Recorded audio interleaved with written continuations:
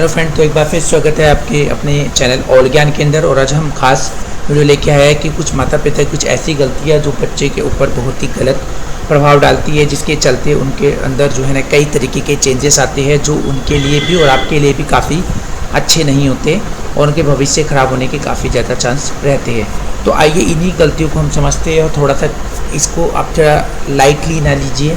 अगर आप अपने बच्चों को भविष्य वाकई में ही चाहते हैं कि बिल्कुल स्ट्रॉन्ग और बढ़िया बने, तो इसके लिए इस तरह की गलतियाँ आप भले ही करते हो, मैं मानता हूँ, लेकिन उनके सामने बिल्कुल भी ना करें।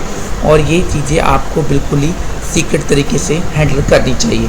तो आइए इस चीज़ को थोड़ा समझते हैं और पॉइंट्स को, ताकि इस तरीके के हम अपने बच्चों का विकास कर सकें। बच्चों का विकास यानी कि हमारा विकास, और हमारा विकास मतलब हमारे राज्य का विकास, और राज्य मतलब पूरे देश का विकास। तो इस तरीके के हम चाहते हैं हमारा एक यूथ बहुत ही स्ट्रॉन्ग बने, क्योंकि हमने अपना खुद का एक मोटिव बनाया है कि एटलीस्ट एक जनरल और बेसिक नॉलेज और आपको मिले, हर चीज़ का आपको नॉलेज मिले। साथ ही साथ बच्चों को किस तरीके से हम उनको ग्रोथ के लिए आगे अग्रसर करते हैं, बढ़ाते हैं, उनके रिलेटेड हम सारी टिप्स आपको साथ ही साथ देते रहेंगे। तो प्लीज़ इस चैनल को सब्सक्राइब जरूर कीजिए और दूसरों से भी सब्सक्राइब जरूर करवाइए। तो आइए आगे बढ़ते हैं। तो सबसे पहले देखिए हमारे को क्या करना चाहिए। एक तो लुक्स और करियर को लेकर खुद की आलोचना ना करें। ऐसा होता है, देखिए कई बार होता है कि पेरेंट्स जो होते हैं आपस में अपने करियर को लेके और अपनी लुक्स को लेके काफ़ी ज़्यादा आलोचना करने लग जाते हैं। तो इससे बच्चे के मन के अंदर क्या है, एक स्वतंत्रता और जो इसमें जो सफलता की ओर नेगेटिव पॉइंट्स है ना, वो घर कर जाते हैं, जिसके चलते वो बच्चा आगे काफ़ी ज़्यादा चिड़चिड़ा सा और डिप्रेशन में चला जाता है। तो देखिए अगर हम क्या करते हैं, समटाइम्स हम बैठे हुए होते हैं, हम किसी करियर को लेके अपने आप को बोल रहे होते हैं ऐसा नहीं होता या इस तरीके से हो गया समथिंग। और दूसरा क्या होता है, कई हम आलोचना करने बैठते हैं, यानी कि इसमें जनरली क्या है, देखो हम बच्चा सोचता है कि हम जो भी कर रहे हैं तो क्या वाकई में ये चीज़ सही होगी नहीं होगी, तो उसके मन में ये चीज़ें लेके जो है ना एक घर कर जाती है, जिसकी वजह से प्रॉब्लम क्या है, वो नेगेटिव होना शुरू हो जाता है। जैसे ही बच्चा नेगेटिव होता है तो डिप्रेशन या चिड़चिड़ापन की शिकायत की ओर चला जाता है। फिर हम बाद में एक अच्छे डॉक्टर से क्या करते हैं, काउंसलिंग लेना शुरू कर देते हैं और कारण जानना भी एक्चुअली भूल जाते हैं। जबकि काफ़ी ज़्यादा मैंने शुरू से ही बताया, इसमें ज़्यादातर रोल्स जो है ना, सबसे बेस्ट काउंसलर जो होते हैं उसके पेरेंट्स ही होते हैं। तो इसमें आपको थोड़ा सा ध्यान रखना है। तो कृपया करके आप अपने लुक से करियर को लेकर खुद की आलोचना कभी भी ना करें। खासतौर पर करनी है तो भले ही आप अपने हस्बैंड या अपने वाइफ के सामने एक दूसरे के साथ करें, जहाँ पे आपका बच्चा ये बातें सुन ना रहा हो। ओके, अब बात करते हैं सेकंड पॉइंट की। तो माता पिता कई बार देखा होगा फ़ोन पे लगे रहते हैं। ओके, तो इससे क्या है, बच्चों को भी लगता है कि नहीं, माता पिता अगर फ़ोन पे लगे हुए तो वो टाइम चाहे तो वो डिवोट कर सकते हैं अपने बच्चों के साथ। पर एक्चुअली क्या होता है, वो टाइम डिवोट ना करके फ़ोन पे लगे रहते हैं फ्रेंड्स के साथ, दूसरे दोस्तों के साथ, कुछ ऑफिशियल पर्पज़ से लेके। तो बच्चों को भी ये लगता है कि नहीं, ये तो मतलब काफ़ी काम का है, इससे इनको अकेलापन भी काफ़ी दूर हो जाएगा और काफ़ी चीज़ें इन्हें देखने को भी मिल जाएगी। तो कुछ छोटी उम्र में एक्चुअली बच्चे क्या कर लेते हैं, अब मोबाइल की डिमांड करने लग जाते हैं। तो बच्चे पेरेंट्स ऐसे करते क्या, थोड़ा सा सोचते हैं कि चलो ठीक है मोबाइल ही तो दे देते हैं, क्या फ़र्क पड़ता है। पर लेकिन ये चीज़ें भूल जाते हैं कि इस उम्र में उनको किताबों का ज्ञान और किताबों का साथ होना बहुत ज़रूरी होता है, ना कि इस तरीके की चीज़ें जिन पे वो ईज़िली किसी भी तरीके के कॉन्सेप्ट को, चीज़ों को ईज़िली एक्सेस कर सकते हैं। तो कृपया करके इस तरीके की चीज़ें बच्चों के सामने बिल्कुल ना करें। अगर आप ऑफिशियल वर्क घर पे काम करते हैं तो ठीक है, कोशिश कीजिए आप अपने सेपरेट रूम में जाइए, वहाँ पे जाके आप फ़ोन पे काम करिए, फ़ोन पे लगे रहिए, कोई इशू नहीं है। पर बच्चों को इन चीज़ों से दूर रखें। ये ना लगे कि बच्चों को एक्चुअली क्या है ना, उनका जो अकेलापन है पेरेंट्स का या कुछ भी है, उन्हें ये रियली में नहीं पता कि आप किस तरीके का वर्क कर रहे हो। तो उन्हें यही लगता है हमेशा कि पेरेंट्स हमारे जो है ना फ्री है, तो इस वजह से फ़ोन पे लगे हुए अपना टाइम वेस्ट कर रहे हैं। तो इस तरीके की चीज़ें उनके मन के अंदर ना डालें। तो कृपया इनसे भी, इन चीज़ों से दूर रखें। फिर हम बात करते हैं यहाँ पर अपने कि कई तरीके के पेरेंट्स होते हैं। देखिए वो बच्चों के अंदर काफ़ी डिफरेंस रखते हैं, चाहे लड़का हो चाहे लड़की हो, पर एक्चुअली बहुत आर इक्वल। आज की भले ही हम कितने भी सेंचुरी में जी रहे हैं या बहुत एडवांस हो गए, हम डिजिटल हो गए, बट इसका क्या है, कुछ फैमिली के अंदर अभी भी लड़का लड़की होने का कई सारा अनुभव बच्चों को फील होता रहता है। तो इस तरीके की चीज़ें बिल्कुल ना करें कि आप एक बच्चे को आप ज़्यादा मोटिवेट कर रहे हो बिकॉज वो आपका बॉय है, मेल है, और एक लड़की है जिसे आप उसके अंदर रिस्ट्रिक्शन, लिमिटेशन लगा के आप बताते हो ऐसा नहीं, तो ऐसा कर ले, ऐसा करेगी तो 12 बजे निकलेगी, 3 बजे नहीं आएगी। तो इस तरीके की चीज़ें आप काफ़ी ज़्यादा बच्ची को या लड़की को इस तरीके की जो दे रहे हैं, तो उसमें इस तरीके की हीन भावना पैदा होने लग जाती है, जिससे कहीं ना कहीं वो नेगेटिव हो जाती है और अपने भाई को लेके काफ़ी ज़्यादा गलत भावनाएं लेके अंदर आ जाती है, जिसकी वजह से जो है ना, या ऐसा समटाइम्स होता है कि लड़के उसको लेके काफ़ी भी नहीं होते, जैसे कि समटाइम्स होता है। देखिए ये काफ़ी हद तक फैमिली में मैंने देखा है, अभी तक जितनी मैंने लोगों से पेरेंट्स से बात की उसमें ज़्यादातर यही होता है कि एक लड़का जो काफ़ी छोटा होता है फैमिली में, यानी कि सबसे यंगेस्ट होता है, और जो लड़की होती है काफ़ी बड़ी, यानी कि उनमें घर में एल्डेस्ट होती है, वो छोटा भाई अपनी बड़ी बहन को डांट रहा होता है, जबकि रिलेशन और एज के और कायदे के हिसाब से ये होता है कि बड़ी लड़की को अपने भाई को कंट्रोल में, छोटे भाई को कंट्रोल में रखना चाहिए। यहाँ पे उल्टा होता है, डोमिनेट नेचर बना रखा है हमने काफ़ी ज़्यादा, कि एक लड़का जो बहुत ही कम एज का अपनी बहन को डांट रहा है, हाँ तू क्या कर रही है, तू यहाँ कहाँ जाएगी, तू क्या कर रही है यहाँ पे, क्यों नहीं करती, तो ऐसा कर ले, मम्मी तरफ से कहा था।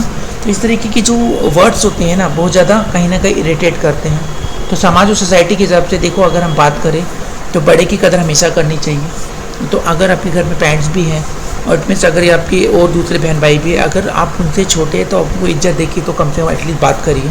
तो इससे क्या है, बच्चे के अंदर जो है ना काफ़ी ज़्यादा कंट्रोलिंग पावर आती है, लड़का इस तरीके कंट्रोल करने बाहर भी अपनाने लग जाता है। तो इस तरीके की जो नेगेटिव पॉइंट्स हैं ना, प्लीज़ घर पे बिल्कुल ना लाइए, क्योंकि यही आपका पहला गढ़ है जहाँ पे आपको बच्चों को सारे ज्ञान और नॉलेज देने होते हैं कि क्या सही और क्या गलत, क्या इक्वल और क्या इक्वल नहीं। तो इसलिए कृपया करके अपने बच्चों को, अगर लड़का लड़की है आपके पास, तो आप उन्हें बताइए कि आप दोनों हमारे लिए बिल्कुल इक्वल है, जैसे कि स्कूल के अंदर सारे बच्चों को एक जैसा ट्रीट किया जाता है। ओके, तो इस तरीके से आपको घर में भी क्या करना है, बच्चों को इक्वली ट्रीट करना है, उनको हर तरीके से ये बताना है कि आप दोनों हमारे लिए समान हो। ओके, और ये आपकी सिस्टर अगर बड़ी है या भाई बड़ा है, तो उसके किस तरीके से आप अधिकार बनते हैं, अगर इन एब्सेंस अगर मैं नहीं हूँ, यानी अगर आपके पेरेंट्स नहीं है, तो आप किस तरीके से एक दूसरे को सहयोग कोऑपरेट कर सकते हो, ना कि एक दूसरे को ऑर्डर दे सकते हो। ये थोड़ी सी चीज़ें आपको यहाँ पे स्पेशली ध्यान रखनी है, तो ये भी आपके लिए बहुत ज़रूरी है। अब बात कर लेते हैं धूम्रपान करना या ड्रिंकिंग करना। देखिए कई सारे ऐसे पेरेंट्स होते हैं बच्चों के सामने ही धूम्रपान, इट मीन स्मोकिंग करना, या ड्रिंकिंग यानी कि शराब पीना, वाइन्स पीना, इस तरीके की चीज़ें वो करते हैं। तो इस तरीके की चीज़ें करके वो उल्टी सीधी चीज़ें भी एक्चुअली बोलते रहते हैं, जिससे उनके ऊपर काफ़ी ज़्यादा इसका बुरा प्रभाव पड़ता है।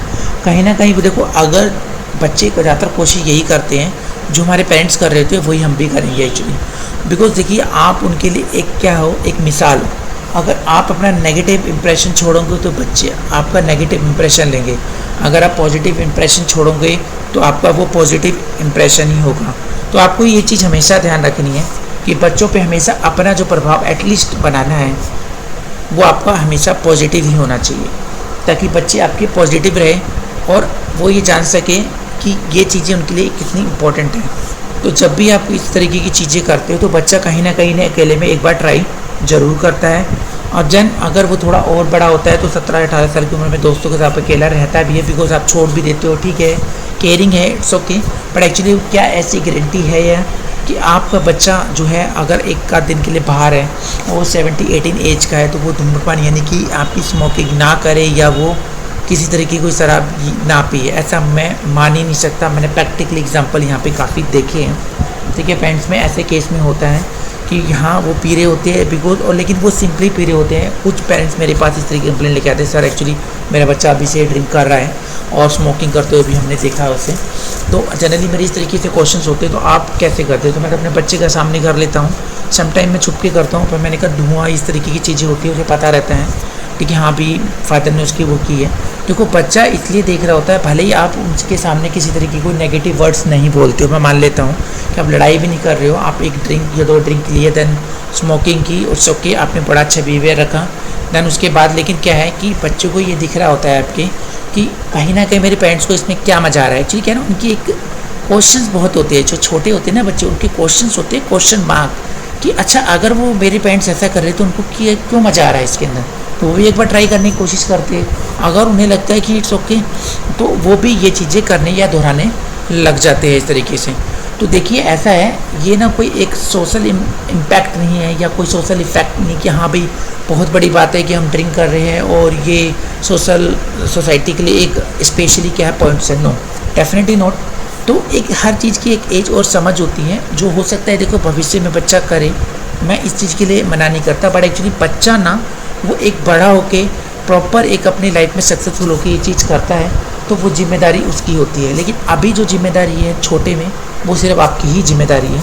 तो ऐसे में मैंने जो चीज़ें देखी वो यही देखी है। तो बच्चे सिर्फ ये ढूंढते हैं कारण, बिकॉज यू नो जब वो कारण उन्हें मिल जाता है तो उन्हें इंटरेस्ट आने लग जाता है, वो चीज़ उस बार बार उसे रिपीट करते हैं। तो ये चीज़ें ध्यान रखिए, आप भले ही लड़ाई करते हैं नहीं करते, या उल्टे सीधे वर्ड्स का प्रयोग करते हैं नहीं करते हैं, it does not matter, but matter ये कि वो इंटरेस्ट देख रहे हैं कि एक्चुअली मेरे पेरेंट्स यही क्यों कर रहे हैं। ठीक है, तो ये थोड़ा सा आपको ध्यान रखना है कि इस तरीके की चीज़ें आपके साथ बिल्कुल डेफिनेटली ना हो। तो कभी भी अगर आपको लगता है तो वो सो गए हैं, देन आप इसमें आराम से एक आध ड्रिंक कर सकते हैं। ओके, स्मोकिंग कर सकते हैं जिनमें इनको बिल्कुल ना पता है, ये चीज़ें बिल्कुल हाइड करके रखिए जो बच्चे के पहुंच से बिल्कुल बाहर हो। ओके, तो कोशिश तो ये कीजिए कि आप बाहर ही कर लें, अगर बाहर करें तो बच्चे को बिल्कुल भी इस चीज़ का एहसास न हो कि मेरे पापा या मम्मी ये चीज़ें एक्चुअली करके आए हैं।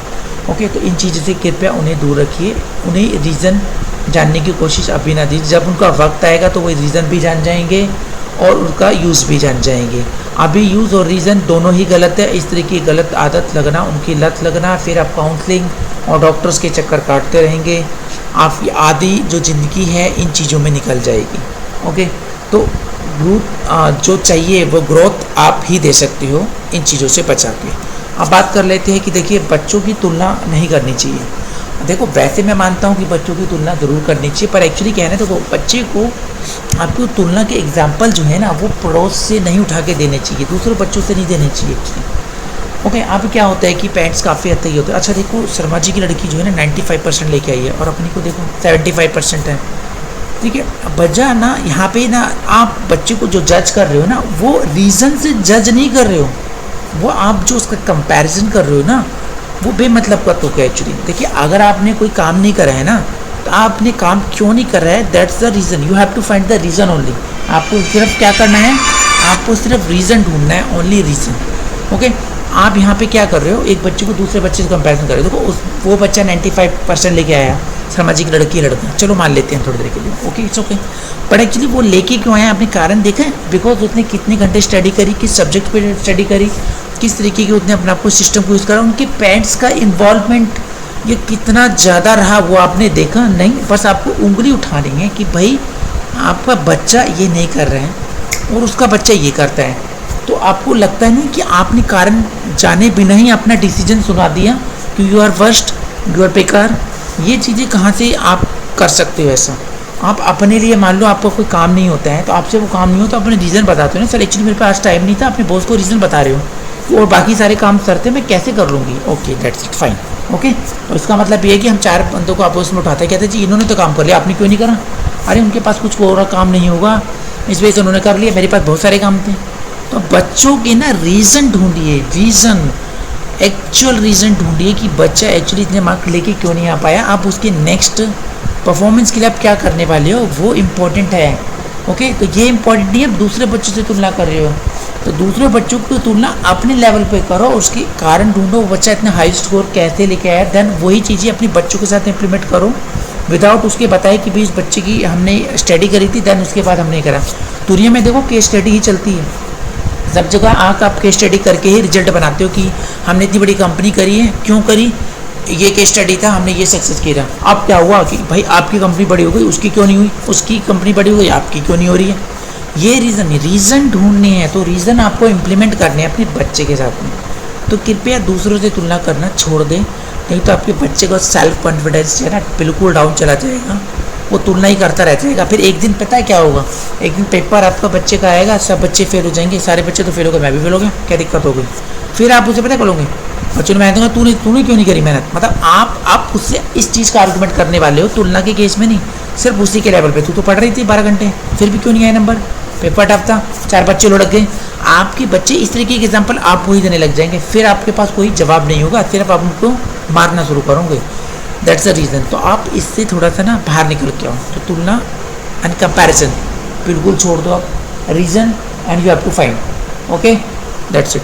आप बात कर लेते हैं बच्चों के सामने, एक तो परिवार के अन्य सदस्य एक साथ लड़ना बिल्कुल बंद कर दें, क्योंकि देखो आपका सबसे बड़ा तो यही एक बहुत इशू मैंने काफ़ी फैमिली के साथ देखा है। पेरेंट्स क्या करते हैं, अपने बच्चों के सामने लड़ना झगड़ना शुरू करते हैं।